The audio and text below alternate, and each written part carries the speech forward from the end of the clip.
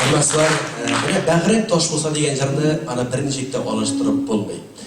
Aning toshi menga tosh bo'lib qolacak birinchilikda vatonda yo'q. Mana onlarga ko'pdan tug'ilgina bir tinchlik topildi.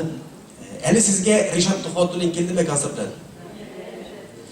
Менә шушы җырны хәзер җырлыйм әмма. Бу җырны ошатмасагыз, бидән килмәячәк. Ни өчен дип сорасагыз, бу җырны хөрмәтләр, ул инде махсус минем өчен язып бирде. Һәм инде сезгә, бәлки җырлаганым булды микән, булмады микән, хәтерләмим. Сезгә шушы җырны җырлап киләсем килә. Ришат Тухатуллинның шушы елабы булды инде. Нижнекамскиларга килү юлларын сезнең кул чабуларыгызда. Шуның өчен хөрмәтләр, кулны чапмыйсыз икән, мин аларга хәзер ушалтыртып бидән килеп бирмәячәк анда.